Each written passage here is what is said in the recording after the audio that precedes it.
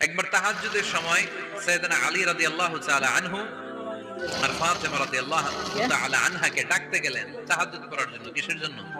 সেটা বন্ধ। যে ডাকলেন, দরজায় কড়া হ্যাঁ, নাড়লেন, আলী ওঠো, হ্যাঁ, ফাতিমা ওঠো। কিন্তু সাইয়েদনা আলী রাদিয়াল্লাহু তাআলা আনহু বললেন কি জন্য উঠবো? আল্লাহ রাসূল সাল্লাল্লাহু আলাইহি ওয়াসাল্লাম বললেন তাহাজ্জুদের জন্য। আলী রাদিয়াল্লাহু তাআলা আনহু একটু কৌশল করে বললেন, আমাদের রূহ তো আল্লাহর হাতে। রূহ কার হাতে? আল্লাহ যখন রূহ ফিরায় দিবে তখন ঠিকই উঠবো, পড়বো তাহাজ্জুদের নামাজ, পড়বো।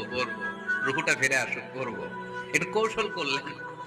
তো রাসূল সাল্লাল্লাহু আলাইহি ওয়াসাল্লাম এই কৌশলটারে পছন্দ করলেন না। রাসূল সাল্লাল্লাহু আলাইহি ওয়াসাল্লাম আমি বলা মাত্রই যেন উঠে যায়।